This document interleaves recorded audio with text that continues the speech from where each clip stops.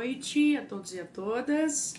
Satisfação estar com vocês aqui hoje para mais uma live aqui no nosso perfil.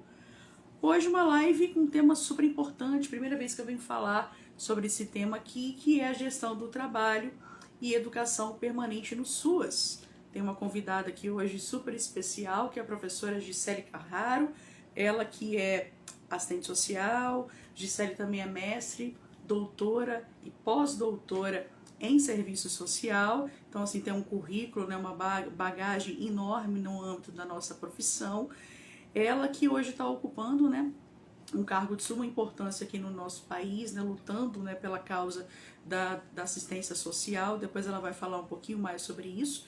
E por que eu trouxe a Gisele aqui? Até vejo que ela já adentrou aqui, né, na nossa live. Seja muito bem-vinda. Eu posso dizer que tive, né, a honra e o privilégio de ser aluna da Gisele na época do mestrado. Ela foi a minha docente, né, nessa época. E tive o prazer de conhecer, né, não ela somente como docente, né, melhor dizendo, mas também o âmbito da sua luta, né, pela nossa profissão, várias outras questões, vários outros debates que ela muito bem salientou em sala de aula para todos nós. Então já tem um carinho aí desde já, né? E aí convidei ela para vir nessa live aqui hoje para poder falar um pouquinho para a gente, né, sobre esse tema que, pelo que eu percebo, a princípio não tem sido muito recorrente. Eu, particularmente, certamente nessa live vou aprender muito com ela sobre o assunto, que é a gestão do trabalho e educação permanente no SUS. Quando a gente vai ler sobre isso, tem várias outras questões por detrás, né, desse tema, né, dessa frase, dessa expressão, que é muito debatido no âmbito, né, da nossa profissão, seja serviço social, seja outras categorias profissionais, e a política pública em si, que é a de assistência social. Então o debate hoje vai estar intenso, já tem aqui a nossa pauta preparada, muitas questões, muitas perguntas aí para deixar para a Gisele. Como sempre, vocês podem deixar os comentários de vocês aqui, podem deixar as perguntas também, que durante a live eu vou passando para ela, e aí a gente vai, né, aguçando cada vez mais o nosso debate. Então, deixa eu adicionar a professora Gisele, vejo que algumas pessoas já adentraram. A Maria Gaspari adentrou, a Silvia Cris Teixeira, o Felipe Gaspari também adentrou, a Caroline Martins. Então, vamos lá, deixa eu passar o convite para a professora. Espero que tenha chegado o convite para você aí, Gisele. Se não chegou, você encaminha o convite para mim que eu te aceito aqui. Se tiver com algum problema, você pode colocar aí, deixar um comentário aí para mim que eu vejo e consigo te orientar.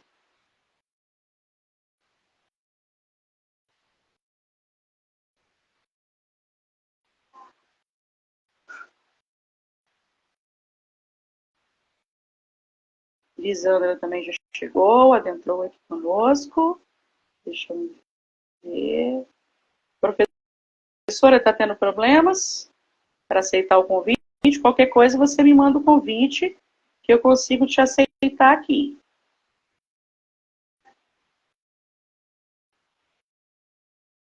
Opa, deixa eu ver aqui. Isso.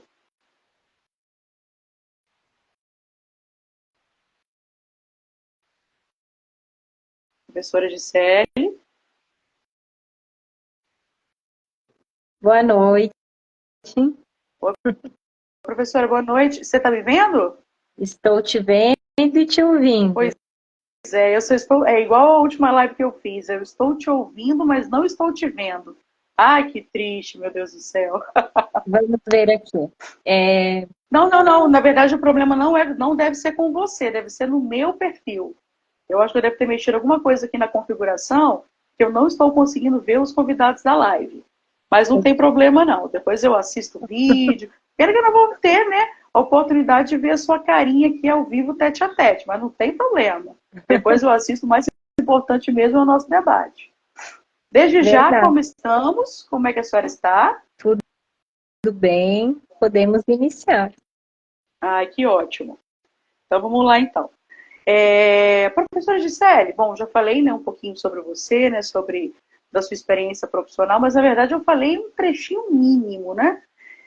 Vou deixar você à vontade para poder se apresentar, falar um pouquinho da sua trajetória profissional, da sua experiência também, né, em relação ao SUAS, né? Vou deixar agora passar a palavra para você. Boa noite desde já. E obrigada pelo convite, né, de ter aceitado, né, o convite para participar conosco hoje. Lívia, eu quero te agradecer pelo convite. Você sabe o quanto você é especial. Você não foi, você é especial. Obrigada. Foi pouco tempo e é muito bom poder partilhar momentos como esse com pessoas tão comprometidas, né, com a profissão, com as políticas, com a efetivação dos direitos. Então, eu quero dizer que eu estou muito, muito feliz de estar aqui podendo compartilhar um pouco das experiências, do que eu venho também aprendendo com a experiência profissional, né, com os estudos, ao longo de mais de 15 anos, estudando, pesquisando e trabalhando com a política de assistência social. Então, assim, eu preciso falar da história, né, um pouquinho da minha história, Sim. do meu amor pela assistência social, porque é um amor, né? Em primeiro lugar, é um amor por essa política. Então, na graduação, né, tive uma professora, algumas pessoas, ou muitas delas já me ouviram falar, que é a professora Mara de Oliveira, que é uma referência para mim de mulher, de profissional, de ser humano. E na oportunidade, quando eu entrei em estágio, ela me convidou para trabalhar com ela como bolsista de iniciação científica, e em seguida ela assumiu uma coordenação dentro da universidade que cuidava da responsabilidade social, que depois acabou tratando diretamente da certificação, né? O conhecido SEBAS, né? Então, Certificado de Entidade Beneficente de Assistência Social. E tudo isso estava vinculado à extensão universitária, né? Então, acabou que eu me envolvi muito, né, nas atividades que, na época, foram se constituindo como cursos, como projetos, como assessorias, prestação de serviço via extensão universitária. E aí, a assistência social foi a nossa política, assim, onde a gente fazia todo um trabalho de discussão, desde lá veja, estou falando de 2006, então, recém-aprovado a nova Política Nacional de Assistência Social, né, lá em 2004, e depois 2005 a NOB, né, então tudo muito novo, assim, né, no sentido do que a gente queria, que era, né, ter um sistema único de assistência social constituído e consolidado, né. Então, a minha discussão começou ali, e aí eu participei de vários projetos, cursos, e a gente começou a fazer assessoria depois com municípios, até com algumas entidades, via extensão universitária, né? Então, dizer aqui também do papel, né, não só da pesquisa, mas que a pesquisa e a extensão, o tripé junto, ensino, a pesquisa e a extensão, tem nesse processo, né, das políticas públicas. E do quanto que a gente precisa estar próximo, né? A universidade, né, na sua função social, com as políticas públicas formuladas, operacionalizadas, monitoradas, avaliadas, né, pela sociedade. Então, depois de formada, né, 2008, eu continuei, então, fazendo trabalho técnico, né, como assistente social, acompanhando entidades da rede socioassistencial no município de Caxias do Sul, que elas estavam testando uma proposta de metodologia de trabalho com famílias na política política de assistência social, né? Então, em seguida, eu fiquei pouco tempo, porque eu entrei no mestrado, né? Eu sempre tive esse projeto, né? Sempre quis ser professora, mas tinha algo mais de ser professora, né? De trabalhar com política pública, isso também sempre me mobilizou na escolha da profissão e me fez sempre ter certeza, né, da profissão que eu tinha escolhido. Então é importante dizer isso. E aí, no mestrado, eu me dediquei a fazer uma avaliação do que tinha sido esse processo, né, que a gente tinha desenvolvido na extensão, com o município, com as entidades. Então, a minha dissertação é o produto, né, registrado dessas diversas atividades. Bom, aí segui no doutorado, no pós-doutorado, fazendo pesquisas sobre o SUAS.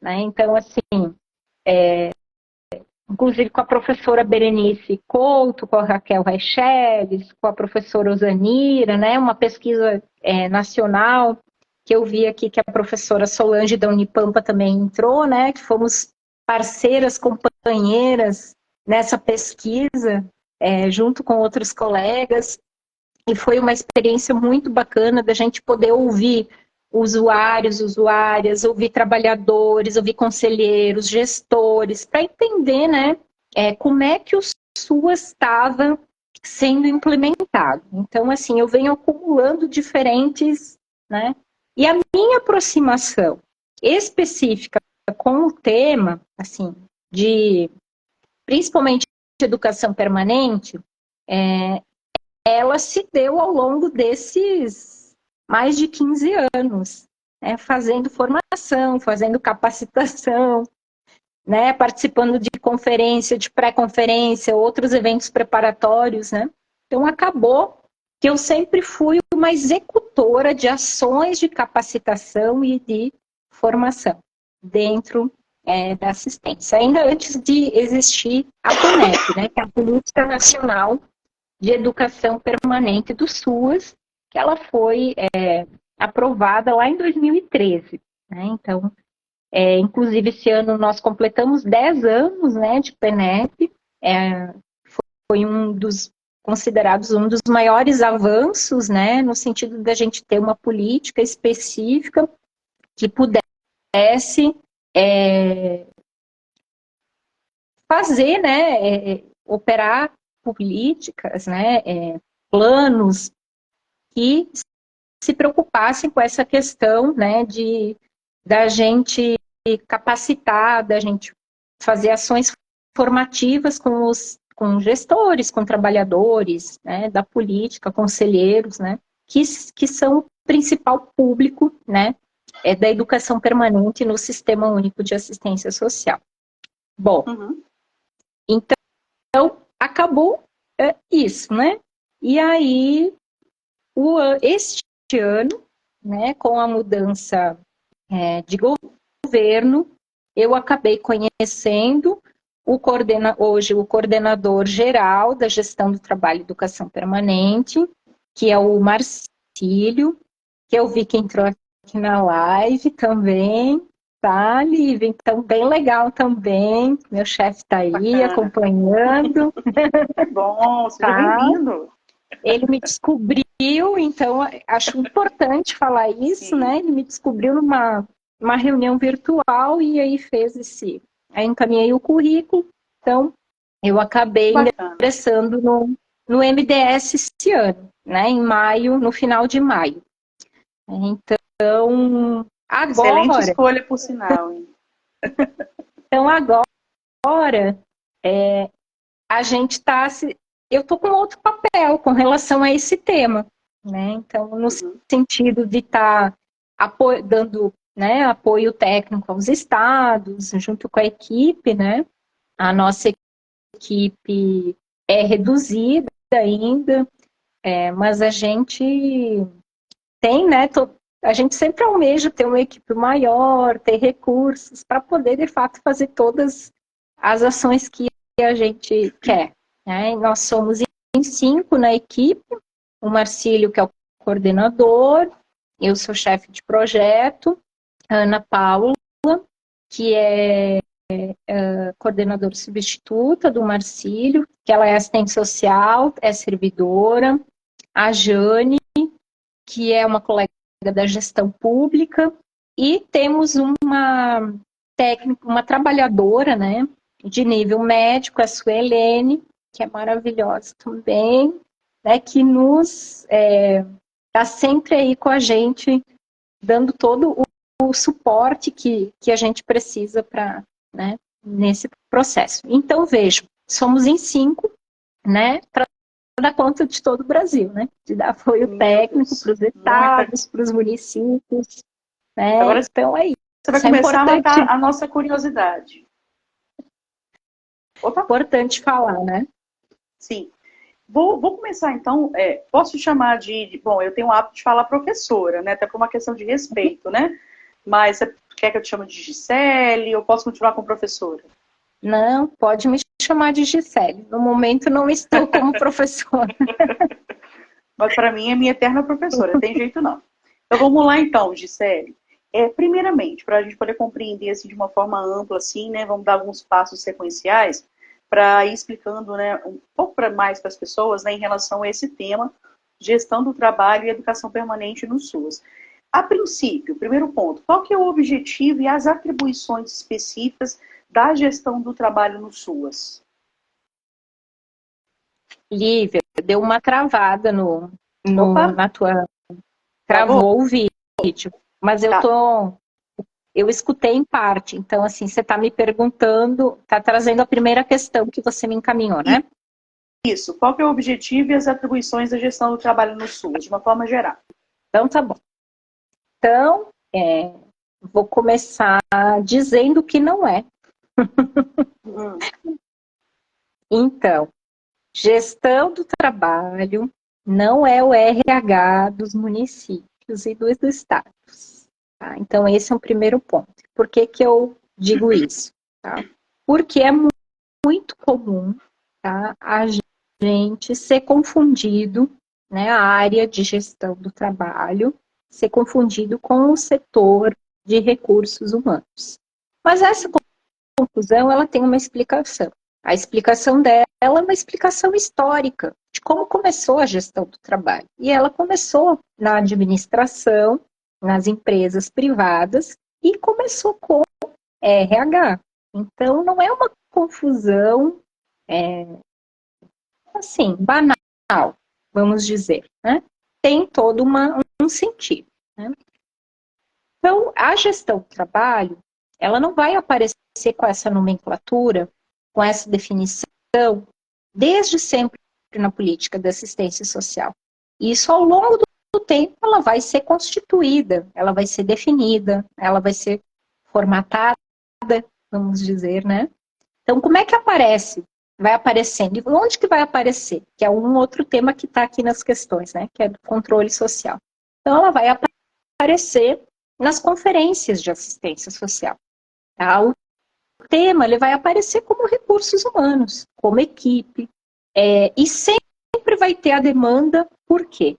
Por salários, né, melhores salários, pela profissionalização dentro da assistência social, pela questão de reconhecer categorias profissionais que são fundamentais, que são essenciais para compor as equipes de referência nos serviços, né? Vai aparecer também a questão, já de início, de mesa de negociação, que é um espaço, né, onde os gestores e trabalhadores fazem discussão, né, e tentam resolver conflitos também, né, com relação aos diversos temas que perpassam o trabalho profissional, né? Então, a gente tem uma série de elementos que já vão ser indicados desde as primeiras conferências. Mas aonde que isso vai? Eu estou trazendo elementos históricos para trazer o conceito. Isso vai culminar num documento que se chama Norma Operacional Básica de Recursos Humanos do Sistema Único de Assistência Social. A famosa Norma NOB-RH. Na NOB-RH vai ter uma primeira definição do que é gestão do trabalho, né? Então, esta definição, ela já é uma definição que tem um acúmulo, né, de discussões que foram efetivadas nos espaços de controle social. Então, é importante trazer isso. Não foi um tema que alguém achou bonito e simplesmente vamos colocar isso na política. Não, né? Teve todo um debate. Então, o que envolve a gestão do trabalho? A gestão do trabalho é a gestão do processo de trabalho, que é necessário para que a gente possa fazer o quê? Organizar e fazer a organização e a gestão do Sistema Único de Assistência Social e onde né, os processos de trabalho. Os processos de trabalho, dos quais a gente se insere enquanto diferentes categorias profissionais, tanto é na gestão quanto é na operacionalização da política. E onde que a política é operacionalizada, né? Em diferentes unidades públicas, privadas, né, sem fins lucrativos. E o que essas unidades, elas operacionalizam? Basicamente, né, serviços e programas, né? Claro que a gente tem, né, definido ali na LOAS, que também faz parte a questão de projetos, os benefícios, que também são fundamentais dentro dessa política pública, né? Mas, então, pensar, né, a gestão do trabalho, ela vem justamente para quê? Então, para pensar os novos desenhos organizacionais dentro desses diferentes espaços, tá? Tem a questão da educação permanente, que ela é tão forte, e a gente vai conversar depois sobre, tão forte, ela tem um peso tão grande, que ela é colocada ao lado da gestão do trabalho. Então, ela tem uma relevância para o SUAS muito grande, como se ela fosse, mas ela é inerente à gestão do trabalho, é importante dizer isso, né? Também a gestão do trabalho, ela vem para contribuir com o quê? A gente fala tanto em precarização do trabalho, né? Mas qual é o contrário disso? Desprecarização do trabalho. Então, como é que a gente desprecariza, né? Aí a gente tem que discutir os vínculos, tem que discutir as relações, tem que discutir condições de trabalho, saúde do trabalhador e da trabalhadora, entre salários, plano de carreira. Então, é um conjunto de elementos para a gente poder fazer o contraponto, que é a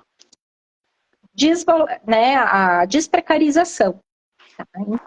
Então, tem outros elementos que fazem parte desse conceito amplo, e tem um que às vezes assusta quando a gente fala, que é a avaliação de desempenho.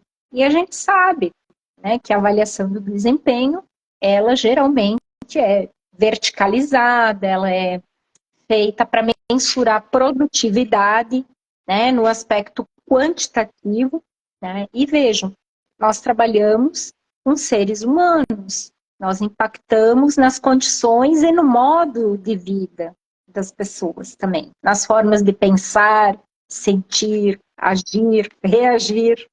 Então, o impacto que o nosso trabalho produz na população, na vida da população com a qual a gente trabalha, ele é muito grande. Então, a gente não pode avaliar desempenho quantitativo produtivo, né? É quanti-quali, né? Aí a Lívia já me ouviu falar no mestrado, quando dava a disciplina de metodologia, né? Da importância da gente integrar o quanti e o quali, porque eles se complementam e um valoriza o outro, né? Mas, essencialmente, nós temos um trabalho qualitativo e a gente não pode, né? A gente trabalha com a objetividade e a subjetividade do ser humano ao mesmo tempo. Não tem como separar o ser humano em dois, o aspecto objetivo e o subjetivo. Então, a gente trabalha as diferentes dimensões, as diferentes necessidades de cada ser humano, né, em cada política pública. E tem diferentes políticas públicas, porque uma só não se basta. Cada uma tem o seu papel e elas deveriam, vou usar esse termo, deveriam se complementar, deveriam trabalhar conjuntamente, né? E aí isso é uma outra discussão, né? Por que não acontece, enfim. Bom, aí já falei também da negociação, né, do trabalho, que isso faz parte da gestão do trabalho. Os perfis profissionais, né? Então, esse é um outro elemento, uma outra característica que faz parte ali da definição da gestão do trabalho. Quando a gente fala de perfil, é no sentido de pensar que competências, que requisitos, que formações, que qualificações são necessárias em termos de conhecimentos, de habilidades, de atitudes, para poder estar na gestão, né? Seja na vigilância, tá? Seja na execução do PAIF, né? Que é o Serviço de Proteção à Família Integral, né? Então, assim, como vocês podem ver, é muito grande, né? E tem mais, né? Tem a questão da gente poder saber quem são os trabalhadores e trabalhadoras da política, né? Quem são hoje os trabalhadores e trabalhadoras da política? Como é que a gente tem isso, por exemplo? Hoje a gente tem 2 sistemas de informação, né, que acabam coletando um pouco desses dados, que é o CAD, SUAS, né? Dentro do CAD SUAS tem o cadastro, tem uma parte que é dos recursos humanos, onde as entidades, onde tem ali quem são os trabalhadores de CRAS, CREAS, Centro POP, acolhimento, e tem um outro que é o Censo SUAS. O Censo SUAS, que ele é feito anualmente, né? Então ele não é um sistema, né? Ele faz parte do sistema de informação, né? Onde a gente também coleta dados, né? Então é importante a gente que trabalha na academia e fora da academia, a gente ter propriedade desses dados, porque quando a gente vai demandar que precisa mais trabalhadores, que trabalhadores que a gente precisa, quando a gente vai demandar recurso, a gente precisa saber, porque senão não tem. Eu não posso dizer aleatoriamente que eu preciso de X sem mostrar o dado. Então, já dizendo, né, que as pesquisas que a academia produz e que fora da academia também se faz pesquisa, né, com outra finalidade, mas também se faz pesquisa, a gente também tem que utilizar esses dados para planejar a política, para fazer diagnóstico. Então, é fundamental a pesquisa, ela é instrumento de trabalho, ela é um dos nossos instrumentos essenciais. Tá? E tem um outro elemento que é muito tratado também quando a gente discute de gestão do trabalho, que é os planos de carreira, cargos e salários. Então, esses diferentes elementos, cada um deles a gente precisa avançar. Alguns já avançaram mais, outros não avançaram tanto. Né? Qual é a realidade hoje? Né? Então, vamos trazer alguns dados. Né? Qual é a realidade que a gente tem com relação aos trabalhadores e trabalhadoras do SUS? Né?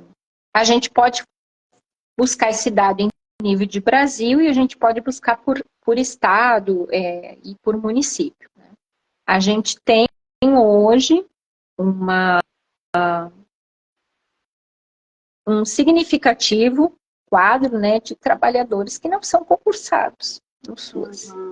Então, a gente tem a terceirização hoje... É o que, hoje... professor, uns 80%?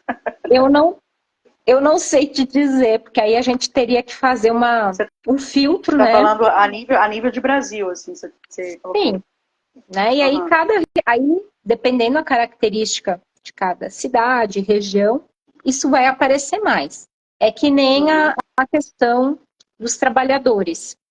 A gente tem em muitas regiões, em muitos estados, a predominância de trabalhadores de nível médio e não de nível superior. Então, da gente ver o nível médio em primeiro lugar, quantitativamente, aí depois vem o nível superior, né? Aí as categorias profissionais, elas variam, né? A gente também vai variar de estado e região. A gente tem definido isso na NOB e outras resoluções de quem são as categorias. É claro que a gente vai ter serviço social, vai ter psicologia, mas a gente tem aparecido outras categorias, algumas que são reconhecidas né, legalmente e outras que ainda reconhecidas legalmente no sentido de ser da equipe de referência, de ser reconhecida como categoria profissional do SUS, porque nem todas são, é que nem na saúde, né? Nem todas são da equipe de referência, né? Então, a gente vai ter pedagogo, vai ter advogado, e, bom, vai aparecer, dependendo dos serviços, da particularidade, outras categorias, né? Então, a gente vai ter uma diversidade de trabalhadores e trabalhadoras.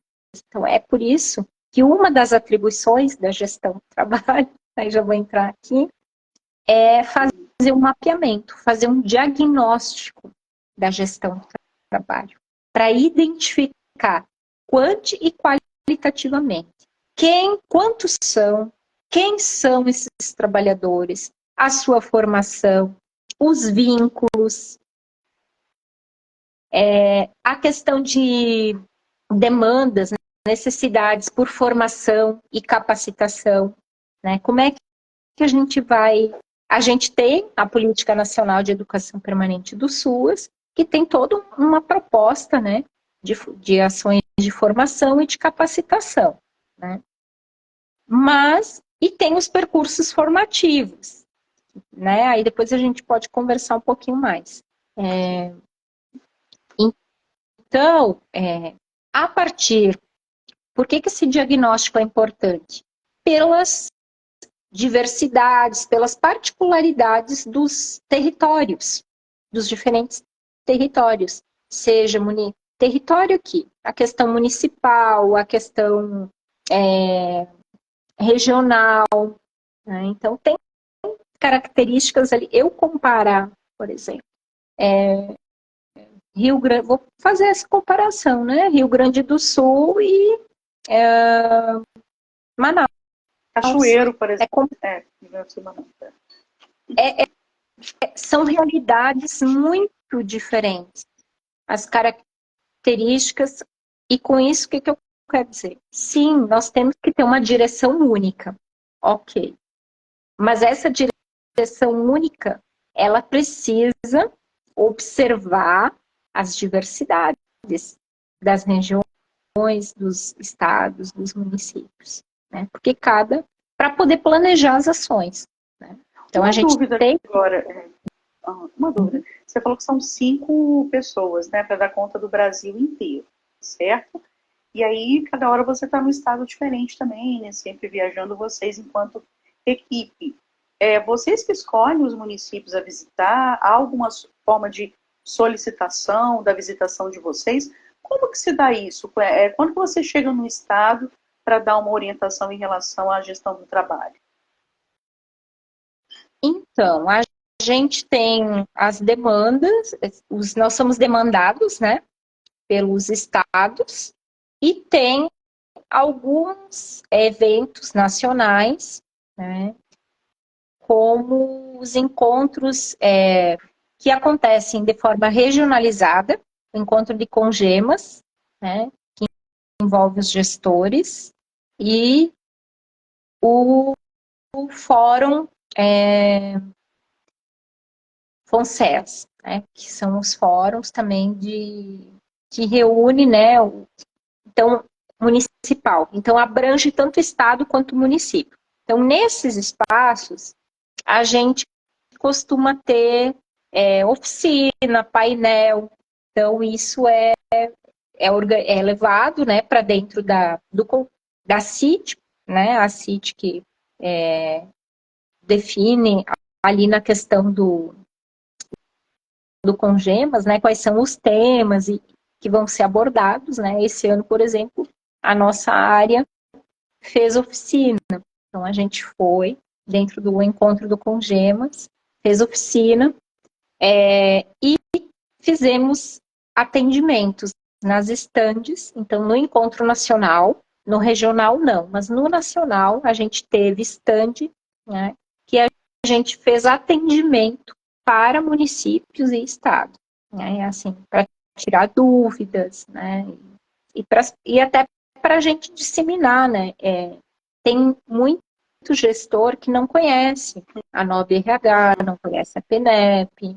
Então, assim, isso também é uma realidade, né? Principalmente dos municípios, que assim, é o chão eu digo, é o chão da política, né? É onde a política não é o governo federal que executa a política, né? É o município, são os estados. Então, tem demanda o tempo todo para diferentes temas. Uhum. Com relação a outras atribuições, aí, onde é que a gente vai encontrar essas outras atribuições, né? Para fechar esse tema das atribuições. A gente vai encontrar na NOB-RH, né? Então, a gente tem um item específico ali na NOB-RH que se chama responsabilidades e atribuições. Então, tanto a gente vai ter para o gestor federal, quanto os estaduais, o Distrito Federal e os municipais.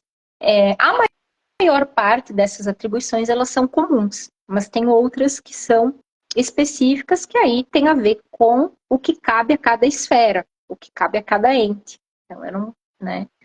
E aí, a gente tem, por exemplo, está previsto ali que os estados e municípios têm que ter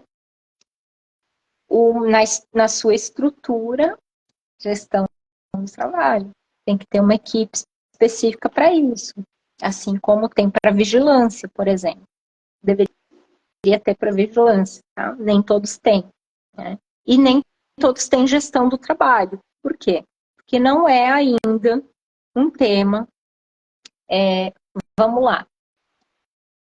Todo o boom da gestão do trabalho e da educação permanente, ele veio assim, ele começou lá em 2006, mas assim, efetivar mesmo, da gente ter ações, foi 2011.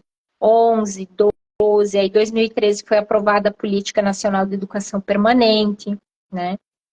Só que aí houve toda uma desestruturação em âmbito federal, né? Vocês sabem o que aconteceu em 2014 em diante, né? Até o final do ano passado. Então, a gente teve uma desestruturação, um desmonte das diferentes políticas públicas, né? E dentro de cada política pública, algumas áreas sofreram muito mais. E a gestão do trabalho e educação permanente foi uma das sub-áreas, vamos dizer, que mais quase foi extinta, para não dizer que foi. Não foi legalmente, mas do ponto de vista operativo, né, foi. Então, também, a gente está num movimento, vamos lá, a gente precisa retomar aquilo que estava lá em 2006 na NOB-RH, que depois foi vindo em outras discussões, outros documentos. O que a gente precisa, né? E aí, lá em 2012, importante falar isso, a NOB-SUAS, quando ela foi atualizada, que a gente tinha a NOB de 2005, aí 2012 teve a atualização, foi incluído um item específico de gestão do trabalho na NOB. Isso já estava indicado na RH, mas a NOB geral da política trouxe. O que ela trouxe? De ter, justamente na estrutura administrativa, né, uma equipe, ter uma área, um setor com equipe designada para isso, para cuidar da gestão do trabalho e educação permanente. A gente traz junto a educação permanente. E ela vai indicar o quê? Que é fundamental para a gente avançar na efetivação da gestão do trabalho. Destinar recursos financeiros para implementar a gestão do trabalho. A gente não efetiva se não tiver pessoas, se não tiver equipe para isso, e se não tiver recursos, não tem como. Se não tiver toda uma estruturação, né, dessa área. Então, isso é um avanço, mas é um avanço do ponto de vista formal, legal. Isso precisa acontecer na realidade.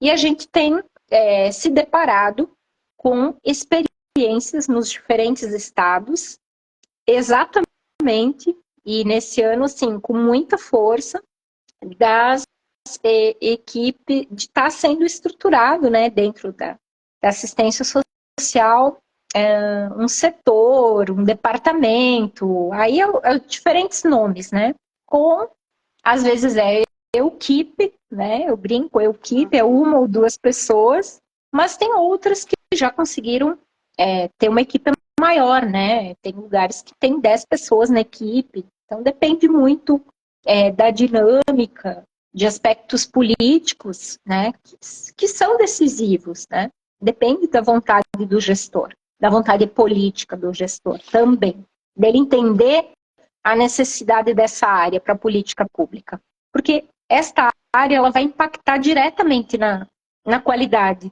do serviço, ela vai impactar também ao trabalhador, não é só para o sujeito com o qual a gente trabalha, mas também para nós, né? A gente poder ter um salário adequado, condições dignas e éticas de trabalho, né? Ser valorizado, né? E aqui a valorização, ela não passa só pela questão salarial, que é fundamental, sem dúvida, mas também a questão de poder, eu poder cada vez mais me qualificar e isso poder ser um plus, eu poder, assim, avançar, ocupar outros espaços, e a gente já tem algumas experiências disso, que é bem importante, né? Então, tudo isso para dizer da importância dessa área, né? Da gestão do trabalho. E bom, assim, a gente tem uma série de atribuições. Logo que eu cheguei, eu comecei a fazer, e aí isso é bem coisa coisa de professora, de pesquisadora, né, Lívia? Sim. Você fez recentemente, né, a dissertação, sim, sabe? Aí fui fazendo vários quadros, tabelas, porque quando é texto corrido, a gente vê, a gente lê, a gente estuda, mas é diferente. Quando você põe num quadro, as pessoas costumam ser visuais.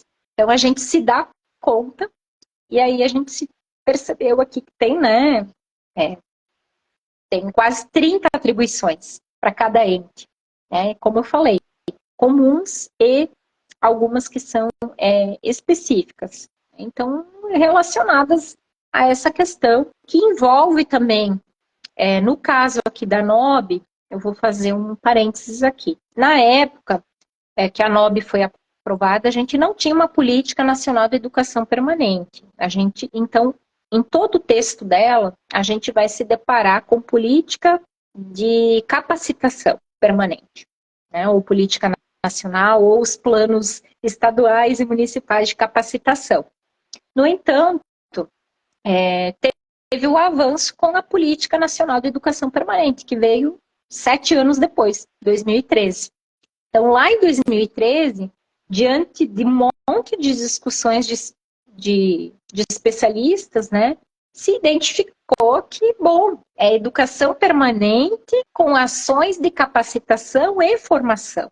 Né? Então, vai envolver, não é só capacitação. Né? A capacitação, ela tem uma perspectiva de ser mais pontual.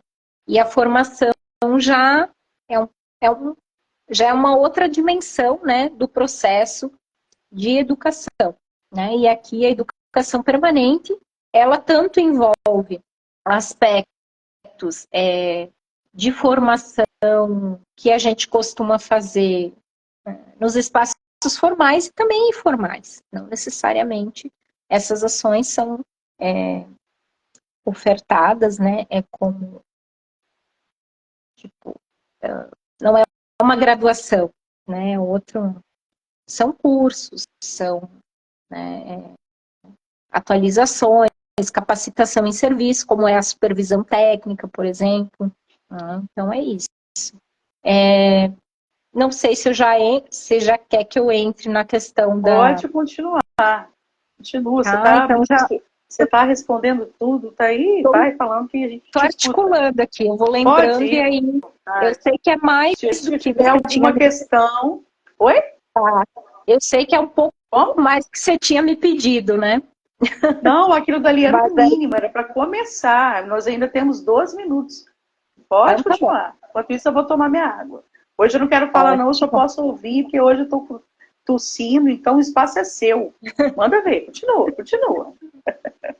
Então, vamos lá. Já que eu estou falando bastante, né, de educação permanente, então a gente tem toda uma perspectiva político-pedagógica do que é a educação permanente no SUAS, né, a política nacional, e aí tem alguns elementos que a gente precisa pontuar sempre que a gente vai falar, né, de educação. A gente tem diferentes perspectivas, né? E a perspectiva da PNEP, tá, é a perspectiva ela contempla, eu vou pegar os 5 elementos ali que estão dispostos, né? Então, a centralidade dela é nos processos de trabalho nas práticas profissionais.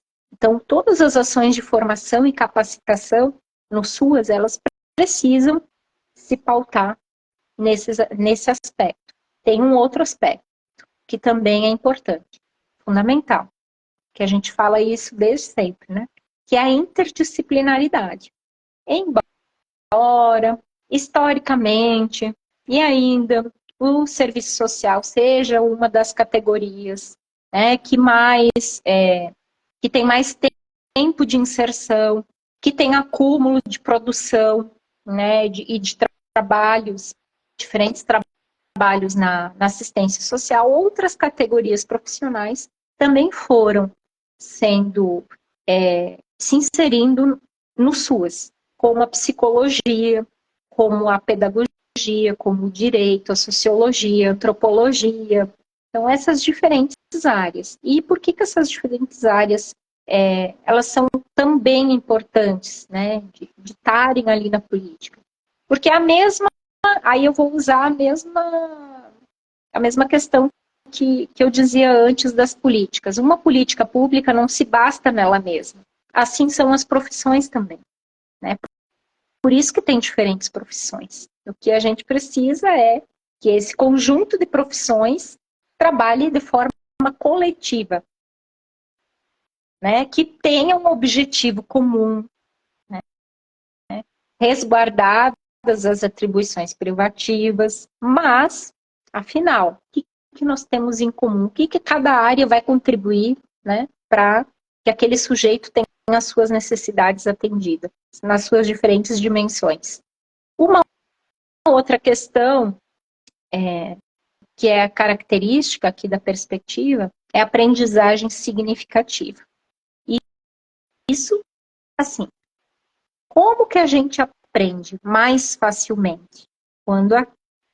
Quando o processo de ensino-aprendizagem faz sentido para nós, faz sentido para o sujeito, faz sentido para o seu trabalho, para a sua vida.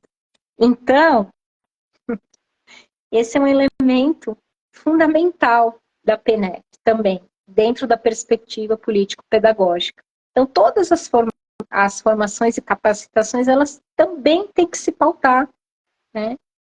Porque a gente vem de uma perspectiva conservadora de educação. A gente é, abre aspas, formatado para um tipo de educação, para um tipo de ensino e aprendizagem. Né? Então, a aprendizagem significativa, né, ela tem toda uma perspectiva justamente de fazer sentido, da dialogicidade, que é o que o Paulo Freire discutia muito, né, quando ele fazia a discussão de qual educação que a gente quer. Educação emancipatória, né, que parte, ação, reflexão, ação, né, o tripé, ação, reflexão e ação. Então, a perspectiva da PNEP está calcada também nesse elemento.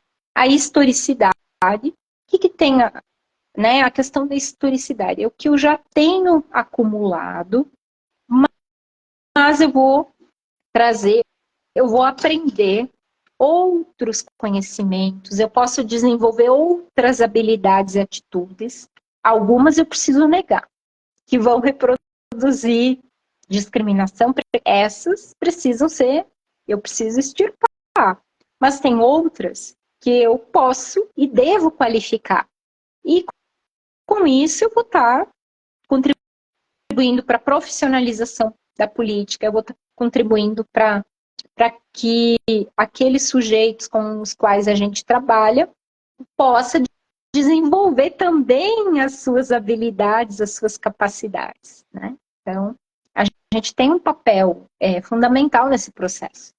E aí, as capacidades e competências requeridas pelos SUAS. Veja, aí tem a ver com aquilo que eu falava não só dos perfis profissionais, né, mas também, assim, o que vai demandar eu trabalhar no PAIF, no PAEF, no acolhimento institucional, na vigilância socioassistencial. São competências diferentes. Eu vou ter que ter conhecimentos, habilidades e atitudes diversos para cada uma dessas atuações. Tá? Então, e nem todo mundo tem como é que eu vou dizer? Tem perfil, exatamente isso, para estar na gestão ou para estar na execução. É isso. Isso também a gente não pode negar. Né? Então, também faz parte da perspectiva o quê? Que as ações de formação e capacitação possam, de fato, fazer com que quem está sendo, quem está participando dos processos de formação e capacitação, desenvolvam, aprendam novos conhecimentos, revisem os seus conceitos, desenvolvam novas habilidades ou aprimorem aquelas que estão ali, mas a gente ainda, né, aquilo que a gente fala, ainda não deu aquele salto de qualidade, porque a gente precisa ser mobilizado para isso, né? Então, é importante trazer isso.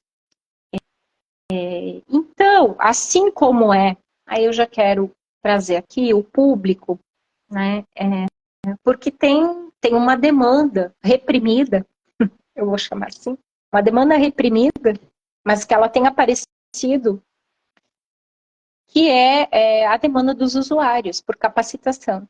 Tá? Isso.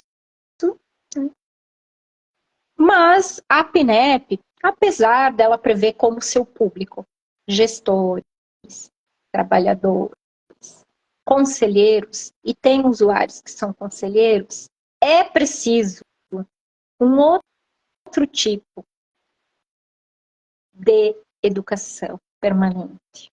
Porque a gente tem uma série de elementos a serem observados. Das minhas experiências, uma das questões que eram mais pontuadas isso é juridiquês.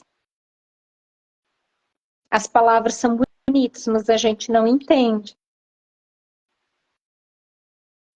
E eu sempre tomei esse cuidado, assim, tá, o que eu tô falando? Então, de traduzir. Então, a linguagem, por mais que a gente seja cuidadoso, acaba que a linguagem que a gente utiliza, os conteúdos, eles são bastante técnicos. Então, a gente precisa transpor isso, traduzir isso, tá? E traduzir não é falar de forma chula, mas que isso seja compreensível a qualquer pessoa.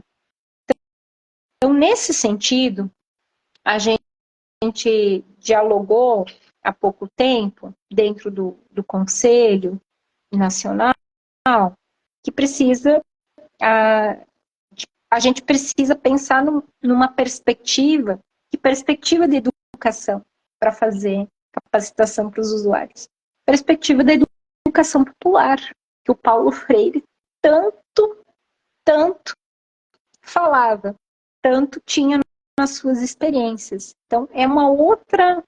É claro que a PNEP tem uma perspectiva emancipatória, tem uma perspectiva crítica, isso está em todo o documento.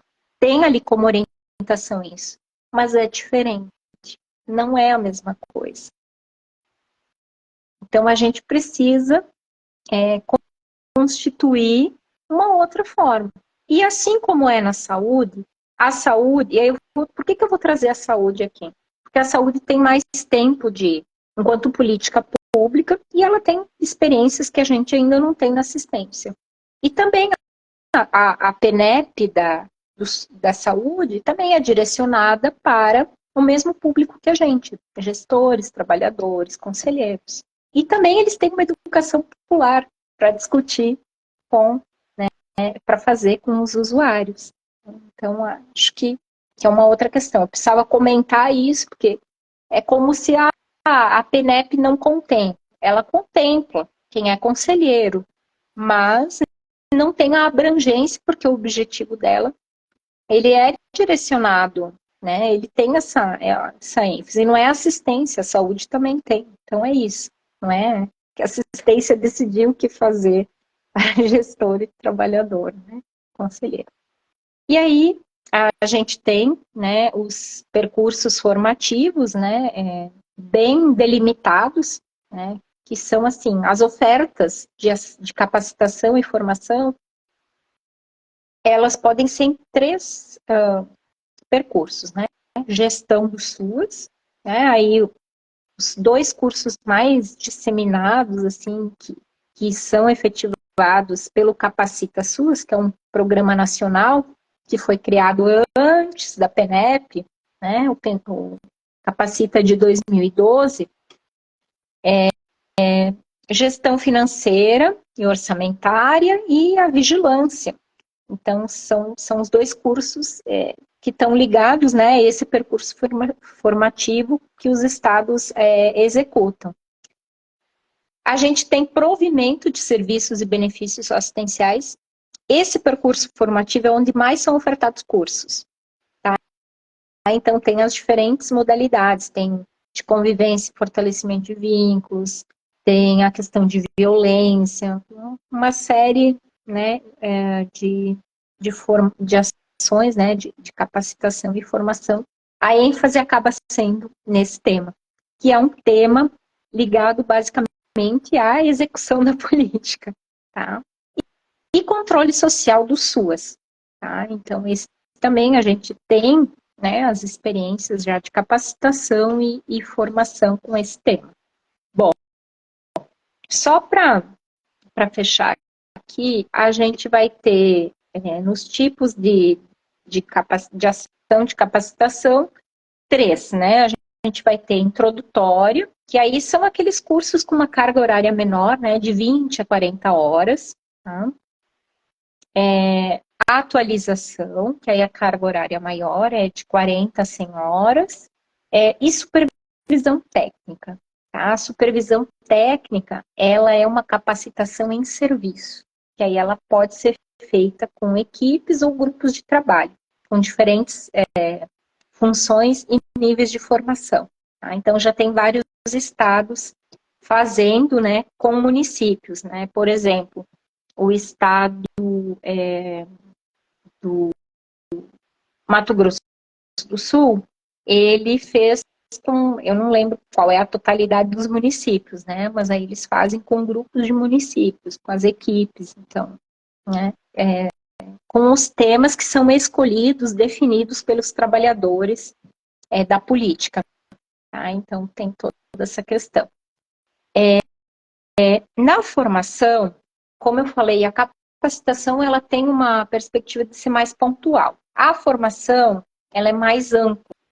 Então, a gente vai ter 4 tipos, né, especificados na PNED.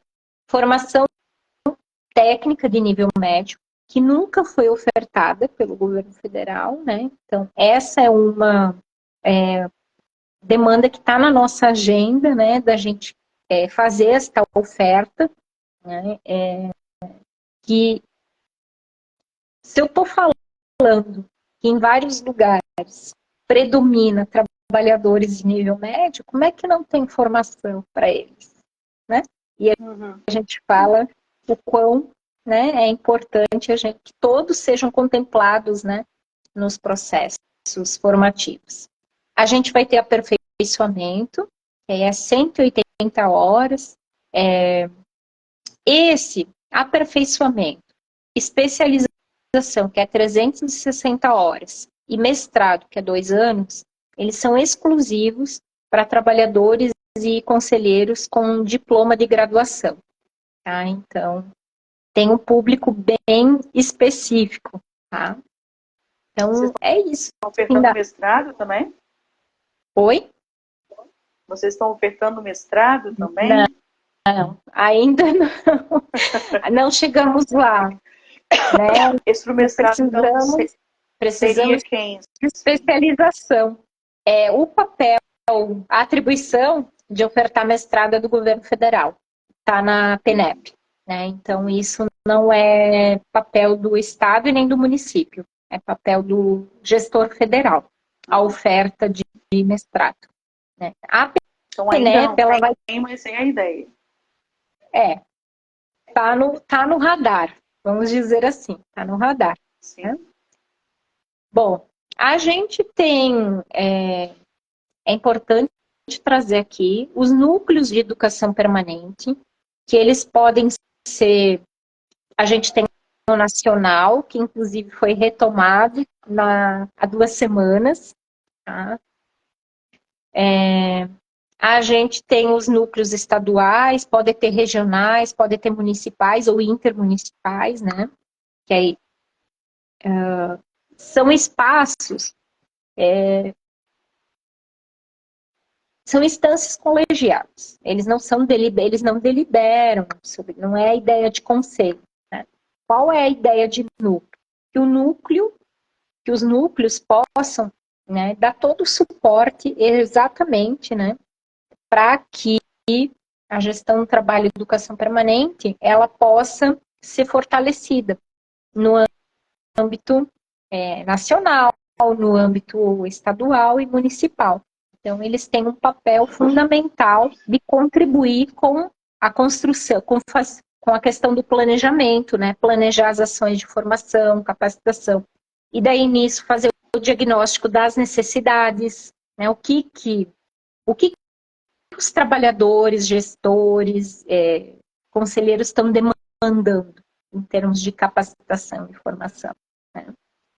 Tem um observatório tem a questão deles poderem contribuir para a gente ter nos diferentes lugares observatórios de práticas profissionais, né, que são espaços também para a gente poder produzir informação, conhecimento, disseminar o que está sendo feito, né, dentro do Sistema Único de Assistência Social, nos diferentes espaços onde o trabalho é desenvolvido.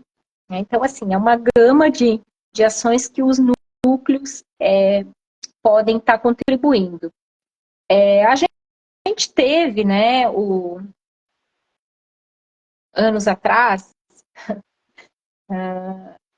tinha a Rede Nacional de Capacitação e Educação Permanente do SUAS, tá? Que é a famosa RENEP, não sei se vocês já ouviram falar, está vinculada ao governo federal, e esta rede ela era composta, então, por instituições de ensino, públicas, privadas, escolas de governo, institutos federais que ofertavam, né, ações de capacitação e formação no SUAS. E aí a proposta dessa rede era que essas diferentes instituições, né, como se fosse, que elas pudessem também, junto com os núcleos, tal. Então é o conjunto, né?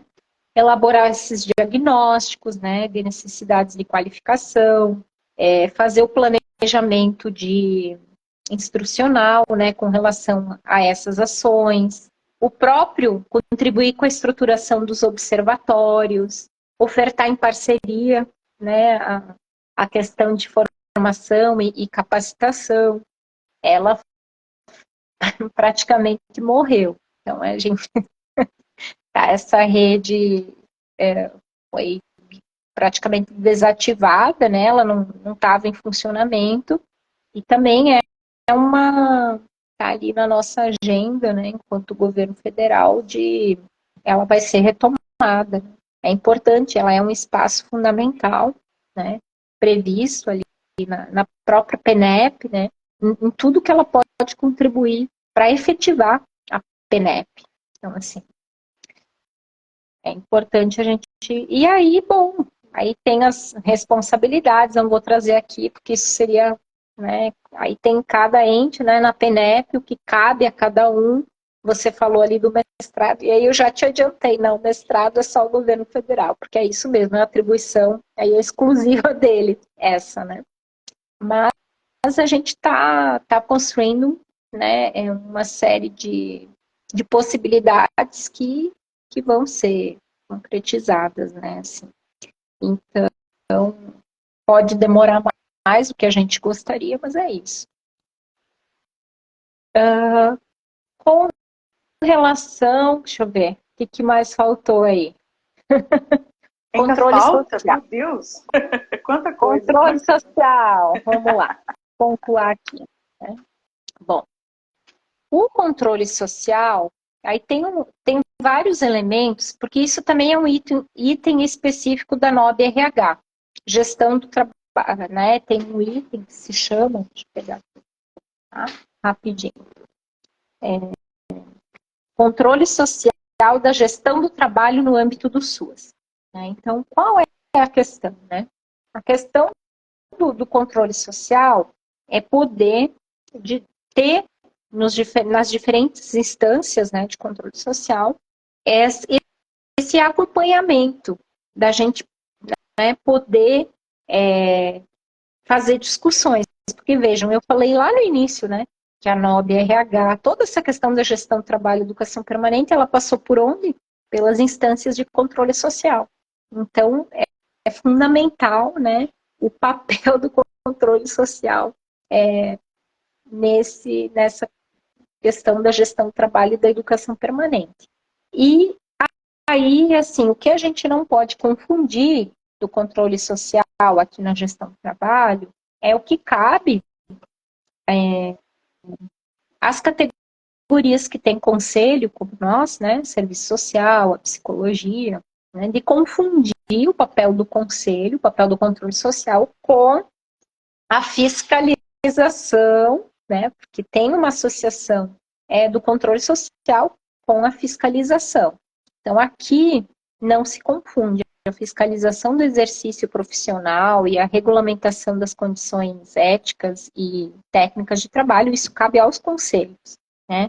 Assim como a questão, os sindicatos também têm o seu papel, então a gente precisa clarear, né? Isso precisa estar muito separado, né?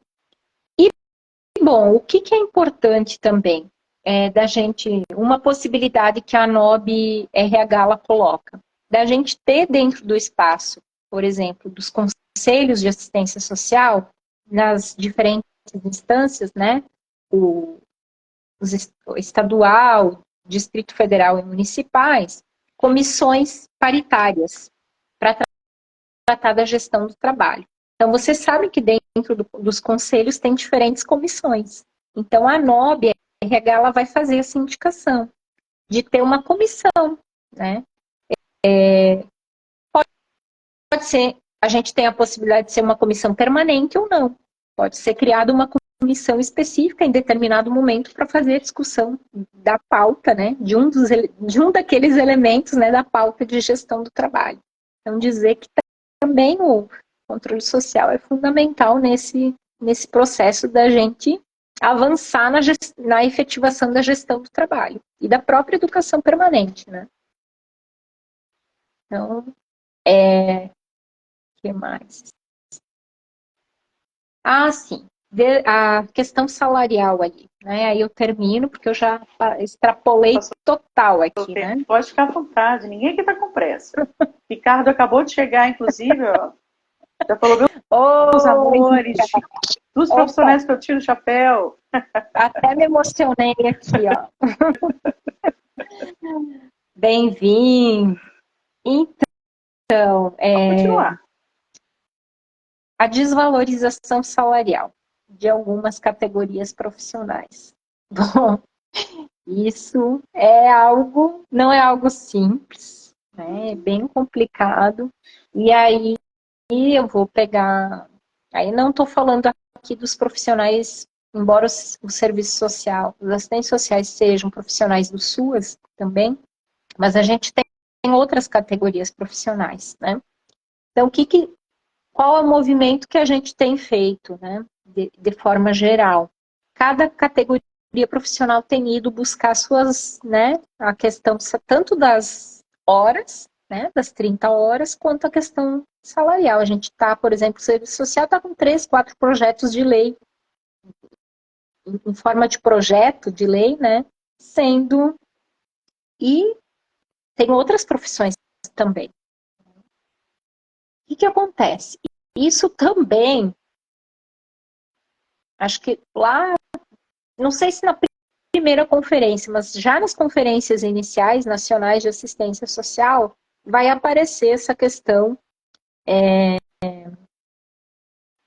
de ter... Não é de padronizar salário, mas que a gente possa garantir que tem um salário justo, né? E aí, para as profissões, né? Pensar o conjunto dos trabalhadores do SUAS, é isso.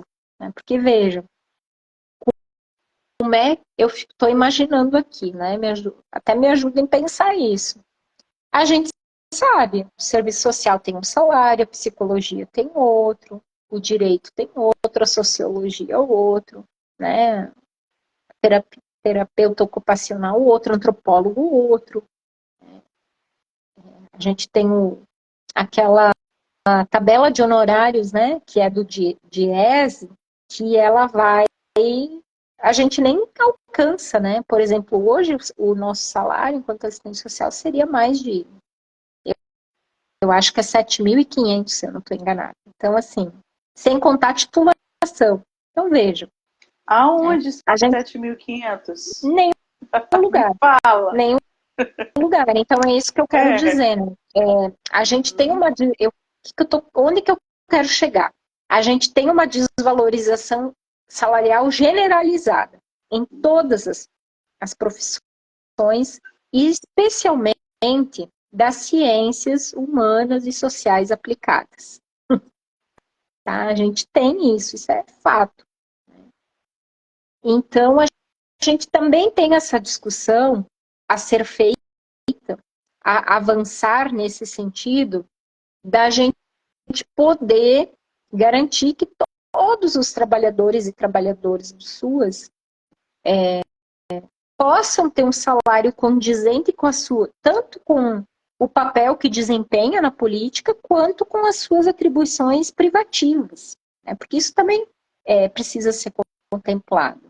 Né? Então, assim, a gente está distante de chegar a um consenso a respeito disso, né? Porque cada área vai mobilizar, né, para ser valorizado.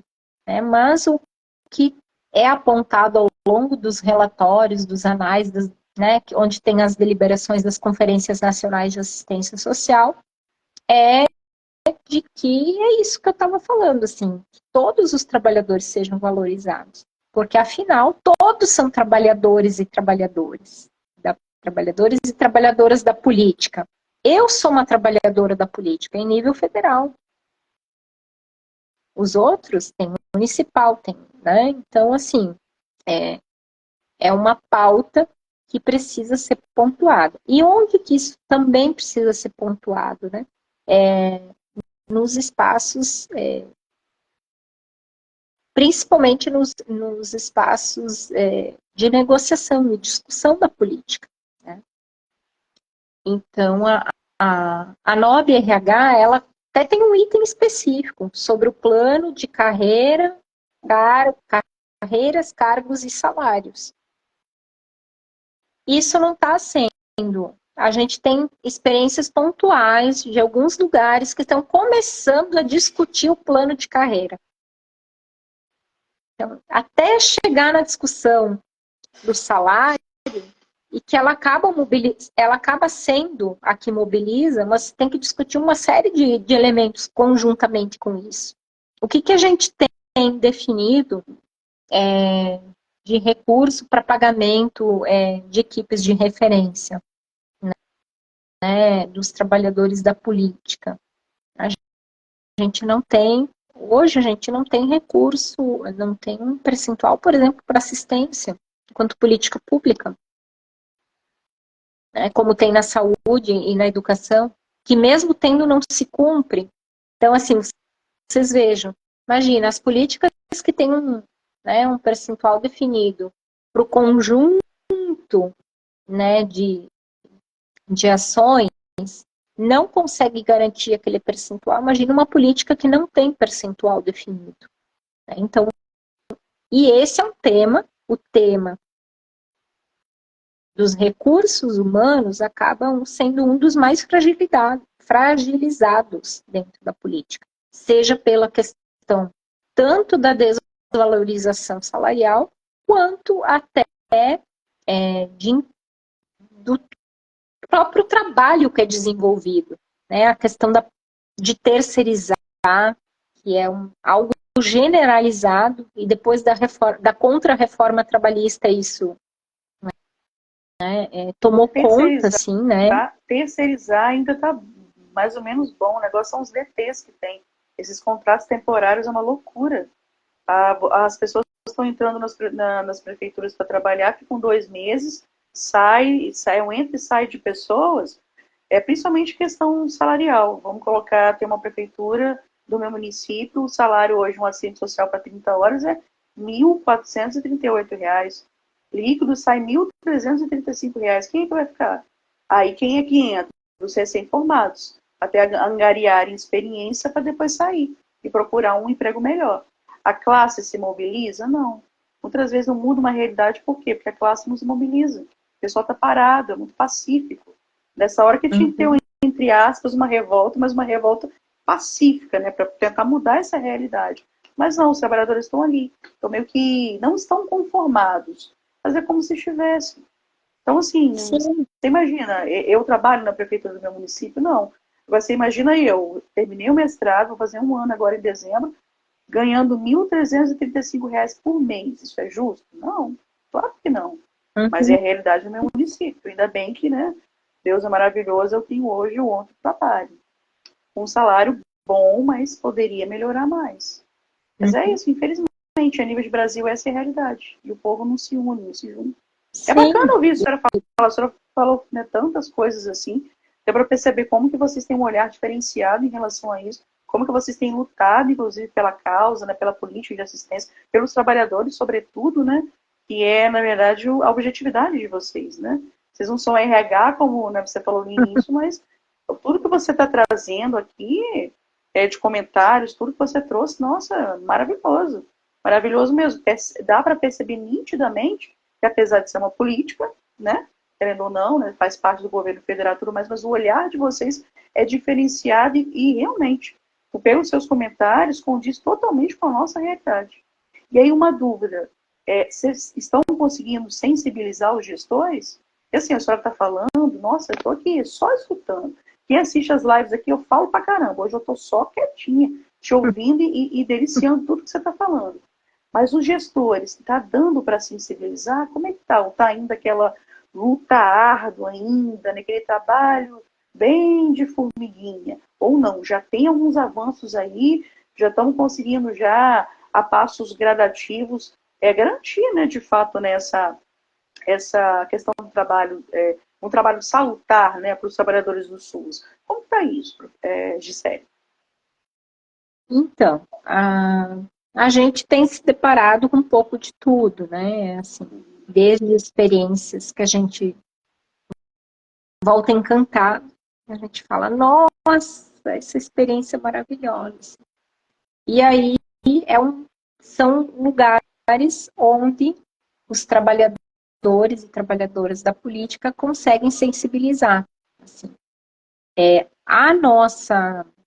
a gente sempre tem como objetivo mobilizar, sensibilizar. E aí uma das questões que desde o início nós temos nos colocado assim, não está dado que as pessoas conhecem a NOB RH, e não é a NOB RH um documento. Sim, as pessoas não conhecem. Não conhecem. Os gestores, de forma geral, não conhecem. Então, a gente precisa apresentar a NOB RH, por exemplo, a PNEP, as outras resoluções que trata dos trabalhadores do SUAS. Então, assim, ao mesmo tempo, é um trabalho de formiguinha, porque, assim, e principalmente porque não houve. As equipes estaduais, que é onde a gente mais está tendo contato, foram largadas à própria sorte. Tipo assim, não tiveram nenhum tipo de apoio técnico para poder. Então, foram fazendo aquilo que elas foram fazendo, e várias são experiências muito interessantes, que têm contribuído, inclusive garantindo recursos financeiros, que vocês sabem o quanto é difícil nessa área. A gente o tempo todo mendiga por recurso para assistência social. Todas as políticas, né, de cunho social, mas assistência, eu nem preciso entrar no detalhamento, né, o quanto que é muito mais difícil. Né? Então, assim, a gente tem visto isso. E eu estou entendendo que a gente tem contribuído para fortalecer as equipes estaduais nessa luta. E tem apoiado. Então, a gente está fazendo esse movimento desde o início. A gente precisa fortalecer, a gente tem que apoiar, a gente tem que incidir naquilo que nos cabe, né, dentro do nosso âmbito de atuação, né? Mas a gente tem vivenciado experiências maravilhosas assim, nos lugares que a gente vai. E, bom, tem outros que estão mais devagar, né? Mas esses que estão devagar é aquilo que eu aprendi. Aprendi na graduação, no estágio, né, principalmente. E é uma coisa que sempre me incomodava. Né? E aqueles usuárias, que não têm nenhum tipo de atendimento? Por que eu estou trazendo isso? Que bom, são eles que todos precisam. Mas neles, mais do que nunca, não é porque, por exemplo, não é porque não é beneficiário do Bolsa Família, que é um público prioritário que tem que ser contemplado nos serviços, mas não é exclusivo, e os que não são beneficiários não precisam também estar no serviço de convivência e fortalecimento de vínculos, estar participando do conjunto de outros serviços que a política oferta, serviços, programas. entende? Então, também essa é uma cultura que a gente precisa mudar. Mudar no sentido assim, e quem não tem nenhum tipo de cobertura? E aí, o que eu estou querendo dizer com isso? Assim como a gente está identificando os lugares que têm maiores dificuldades. Para quem que a gente tem que dar atenção para todo mundo, ponto. Mas a gente precisa ter uma atenção especial para quem está com mais dificuldades, por uma série de elementos, né? Então, também isso é uma questão que a gente tem muito claro, assim, nas nossas intervenções e participações nos diferentes espaços, assim, encontros, oficinas, né? Então, acho que é isso, assim, a gente precisa se apoiar, né? E aquelas experiências que estão mais avançadas, esse é um outro movimento. A gente tem que disseminar. Não é porque eu vou fazer igual, porque cada realidade, diante né, das demandas que identificar, vai estabelecer um plano, né? Mas por que não compartilhar minha experiência com a sua? E quem sabe te fortalecer para você avançar. Então, também é um outro movimento, a gente faz questão de, olha, por que vocês não conversam, né? Não dialogam com...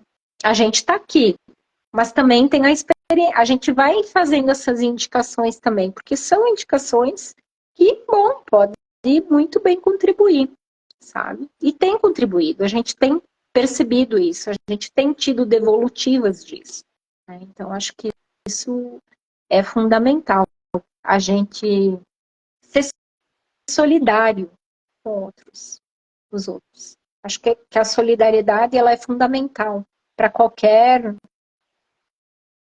mínimo de convívio na sociedade, seja na família, na comunidade, os amigos, no trabalho, né? E por que não?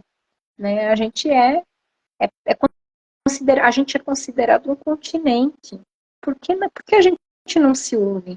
A gente tem pautas comuns.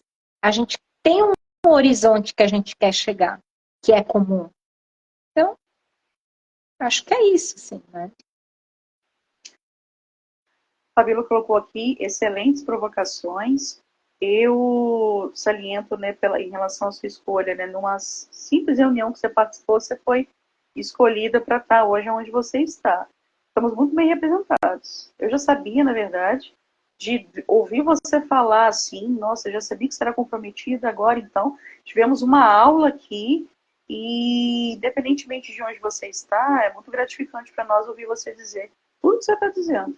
E como que eu na verdade sempre falei senhora, né? Você falou para não te chamar de professora, você é minha eterna professora, eu não gosto de chamar de Gisele, não. Nem de você, eu gosto de chamar de professora senhora. Mas tá bom, eu vou Mas respeitar a sua agora vontade. você também é professora. Agora Então, você não, é mestra. mas Você, o você... Ricardo. Sim, mas as pessoas que me marcam, não tem como não, eu tenho um respeito eterno. Ricardo, sim, com certeza vai ficar gravado aqui no Instagram, vou colocar no YouTube também, no WhatsApp também. Vamos espalhar, né, a fala da Gisele para todo mundo. A Fabíola está dando parabéns, colocando carinhos horas aqui ouvindo. A gente tinha falado 1 hora, né? Já estamos aqui há 1 hora e meia. Mas, nossa, muito bom te ouvir mesmo, muito gratificante saber que nós estamos na Você, nossa... Sim? Pode falar. você tinha que ter me cortado, porque eu falo um monte, você sabe disso. Eu cortar, mas nem pensar, tá? Eu cortar é ruim. O pessoal está aqui, ó, carinhos horas te ouvindo.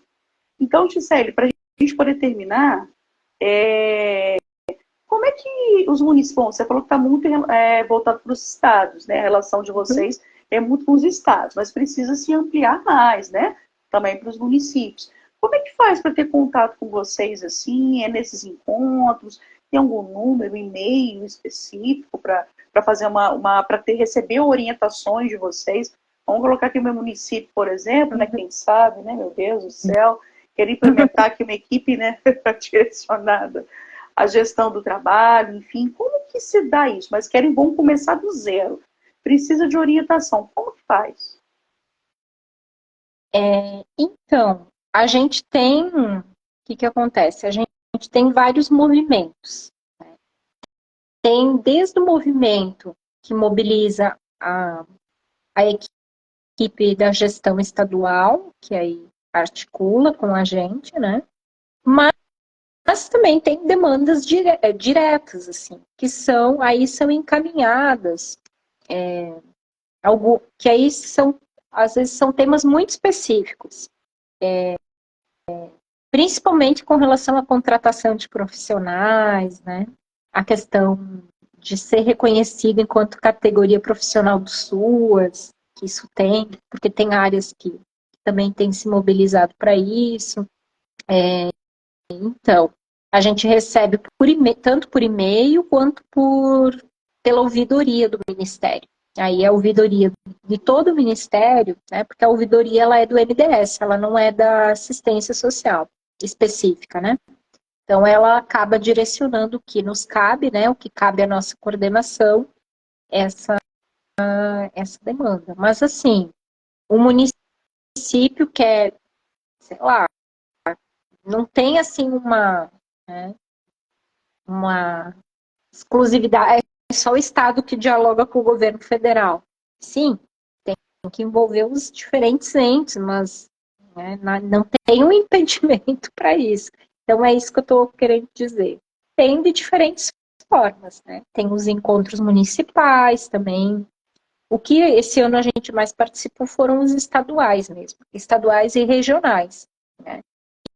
E aí a questão, por exemplo, que ainda está em execução, que é o Capacita SUAS. O Capacita SUAS, ele é um programa nacional que que o governo federal repassou recurso para os estados, fazer ações de formação e capacitação com os municípios. Tá? E aí eles pactuaram metas em 2012, 13 e 14.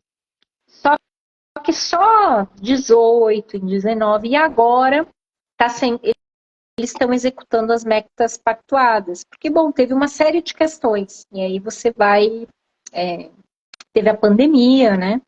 Então a gente também tem participado em alguns lugares de aula, tipo a aula inaugural do Capacita SUAS, mas não para dar a aula, né? Para estar na mesa de abertura, mas a gente acaba acompanhando, né, a primeira aula, né, que é a aula inaugural do curso, né, e tem uma profissional da nossa equipe que ela tem acompanhado, né, algumas ofertas em diferentes regiões. Então, ela foi em Natal, acompanhou. Por quê? Porque a gente a gente sempre precisa fazer monitoramento, fazer avaliação do que a gente está fazendo. Isso é um elemento que está posto ali na PNEP. Tem que monitorar e avaliar o que está sendo executado. Então, nós, enquanto governo federal, inclusive, temos que fazer isso, né? E nesse caso, por se tratar de um programa nacional, precisa fazer. Então, também a gente tem identificado, né, questões nesses espaços, né? E, bom, com Gemas Nacional, a gente fez atendimento a municípios. Então, sim, tiveram municípios que vieram perguntar se podiam fazer ações de formação e capacitação com recursos próprios. Sim, precisa ter, né? Porque a responsabilidade é partilhada entre o federal, estadual e municipal, né? Então tem essa questão, assim, dos municípios também estarem se mobilizando ao movimento. Mas acaba que quem faz essa ponte são as equipes estaduais, né? Então a gente é envolvido nisso. Isso não tem como. Mas é isso. Aí quando é município, é muito pontual mesmo. Aí é bem isso. Ah, pode fazer pregão eletrônico? Não pode fazer pregão eletrônico para contratar equipe de referência, né? E aí tem toda uma discussão, né? Que a gente não acho que isso é um problema bem sério, né, de não ter concurso, ou de ter poucos concursos, ou vagas limitadas, né, então acaba contribuindo também para a terceirização e outras formas de contratação, porque essa não é, né, então a gente tem diferentes tipos. Tem denúncia também, isso também acontece, você sabe, né? E aí as denúncias geralmente são via ouvidorias. Aí manda para a ouvidoria direciona, né? Então, é um conjunto de atores envolvidos nesse processo, né? Que vão fazer essa interface, assim, né? Mas é um trabalho, assim, é muito interessante, a gente não faz ideia, assim, né, do que é esta área, por exemplo, né, assim, como a vigilância. Eu estou pegando a vigilância porque também é uma área que as pessoas não acham que vigilância é só tabela de Excel, né, é só produzir um dado quantitativo e é vigilância. Isso não é vigilância, ou ter um sistema de registro, né? Isso é um instrumento, um elemento, mas não é a vigilância em si, né? Então, a mesma coisa é a gestão do trabalho. Tem RH na prefeitura. Sim, mas não é trabalho. Todas essas questões que eu trouxe aqui, e agora eu poderia perguntar para quem está assistindo: isso é RH de prefeitura, de estado? Porque tem outro papel. Claro que deve dialogar. Eu não estou dizendo, não são concorrentes, não é isso. Mas tem papéis diferentes. Então, esses papéis, sim, e tem questões que, olha, precisam ser integradas, né, de alguma forma. Então, é isso, assim, né? É um trabalho, eu diria que é um trabalho educativo também, né? Acaba sendo um trabalho educativo, numa perspectiva ampla. Isso de poder dar orientação, apoio técnico, sabe? De acompanhar. Então, a gente tem um papel fundamental nesse processo. Porque qualquer orientação que a gente der, que não for, né, sei lá, se não for, você pode desmontar uma política. Então é isso, tem todo um cuidado que é preciso ter em cada orientação que você dá. Então, e essa questão da sensibilização, a gente ainda vai ter que repetir, não sei por quantos anos, o que é o SUS, o que é assistência. A gente vai ter que repetir. O desmonte foi muito grande. Já não tinha isso, a cultura já ainda estava a cultura, né, aquela cultura antiga da assistência. Ainda a gente não tinha superado. A gente não tinha superado aquela cultura, do ponto de vista concreto. Do ponto de vista formal, sim. Isso não tem, isso nem de nós. Mas do ponto de vista concreto, não. Então, sim, a gente precisa continuar repetindo. E a gente tem que repetir 1000 vezes, se tiver que repetir. Até uma hora isso bater, como diz a Chauí, na mente e no coração das pessoas. É isso, tem que bater na mente e nos corações, né? Exatamente. É o trabalho de formiguinha mesmo, não tem jeito não. Gisele, querida professora, é isso então. A Fabíola agradeceu aqui pelo presentão de quarta-feira, e até você aqui conosco. Você deu uma aula aqui, eu fui fazendo as minhas anotações aqui e falo, meu Deus do céu, muita gente não sabe o que é gestão do trabalho, e eu também não sabia não. Não é muito falado, né, professora? Foi não um presente. Lívia, foi um presente estar aqui com vocês. Não, foi um presente ouvir você, a aula que você deu aqui pra gente, porque realmente nós, trabalhadores da política, estamos bem por fora. Interessante que o pessoal ficou quietinho aqui, eu também fiquei quietinho só ouvindo, porque não é um tema muito recorrente para debate. Talvez por envolver mais gestão também, talvez pela que não envolver mais gestão, né? mas também pelo fato da classe trabalhadora ficar mais pacata, né, em relação a todas essas atribuições que envolvem vocês, que estão direcionadas a nós. Então tem que ter uma participação mais maciça de todas as classes, né, as categorias profissionais. Lutar pela política, mas também lutar por nós também, né? Afinal de contas, como você muito bem salientou, para ter um trabalho eficaz para o usuário, primeiro tem que olhar para nós, trabalhadores, né? Sim. Então, nós também temos que ter os nossos direitos garantidos enquanto classe trabalhadora, exatamente, né? Discute-se mais o deles e o nosso. Nós estamos discutindo. Está mais uma pequeno grupo de pessoas está discutindo, a grande parte não está. Então, que esses espaços que a gente tá tendo aqui sejam exatamente de reflexão, de debate, mas ao mesmo tempo também de luta. E a luta nossa está muito fraca. Mas é como você falou, né? O trabalho de formiguinha e expandir mais, né? Esse debate, né? Enfim, Brasil afora aí. Obrigada mais uma vez, tá? Vou passar a palavra para você, para as suas considerações finais, e pode ficar à vontade, tá? Sem pressa. Eu escutei no conselho uma frase, assim, que a mim me marcou muito, né? Uma conselheira, ela falou assim, como é que a gente pode defender algo que a gente não conhece? Como é que a gente pode amar algo que a gente desconhece? Não. Então, achei assim, é uma frase tão impactante, né? Ela falou, a gente só ama o que a gente conhece. Então, assim, para a gente pensar, né? Como é que eu vou defender algo que eu pouco conheço, que eu não, assim. E para mim tem sido essa experiência profissional, ela tem sido fundamental, assim, porque a gente vai acumulando, vai revendo os nossos conceitos, sabe?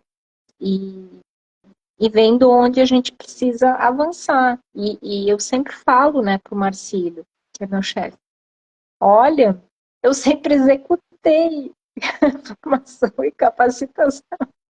Eu nunca fiz uma discussão teórica. Embora eu tivesse clareza, é engraçado, embora eu tivesse clareza de vários aspectos ali, né? Então, assim, a gente acaba fazendo uma outra defesa, uma defesa mais incisiva, quando a gente conhece melhor, quando a gente vai acumulando. E assim é com qualquer área, com qualquer tema, né? Bom, eu sou uma apaixonada pela assistência social, pela docência, né? E a minha docência sempre foi muito ligada à assistência. E a pesquisa, né? A docência e a pesquisa, as minhas experiências sempre foram ligadas às suas, à assistência social. Então, não tem, assim, eu tenho sempre me incomodou, eu sempre entendi que a academia precisava contribuir mais com as políticas públicas, assim. E ela pode, não é ocupar o lugar do Estado na política pública, não. Mas essa interface, ela é frutífera para ambos, sabe? A gente tem, né, eu que sempre tive, né, é a primeira vez que eu não estou no espaço da academia, né, que eu estou num trabalho que é fora, que não tem um contato ali. É diferente, né? Então, assim, é outra perspectiva de poder debater, né, temas da política de assistência social, como gestão do trabalho, educação permanente, né? Então, a gente precisa, assim, aproveitar, não importa qual espaço, aproveitar esses espaços justamente para a gente, sim, o óbvio também precisa ser dito. Isso aprendi com Mara de Oliveira. Precisa ser dito tantas vezes quantas forem necessárias. Tá? Então, eu quero te agradecer, Lívia. Foi muito bom estar contigo e poder te ver mesmo de longe. dizer que eu pretendo ir para o Espírito Santo em janeiro. Opa! E aí, quem sabe a gente se encontra presencialmente para dar um Toda abraço, certeza. né? Sem sombra de dúvida. Mas Só a senhora avisar que aí eu estarei vou lá. te avisando, tá? Eba. Ricardo também, muitas saudades. A Ricardo Ana também tá também, a Luísa. a Ana Luísa tá aí, nem tinha visto. Muitas saudades de vocês, foi muito bom. O pouco tempo que a gente Igualmente. ficou junto, né? Vou para São Paulo, ainda não fui, tá aí. Vou botar no meu radar. O Ricardo colocou, professora, que olha, ele fez o comparativo aqui dos estados onde ele já residiu, se eu não me engano, né?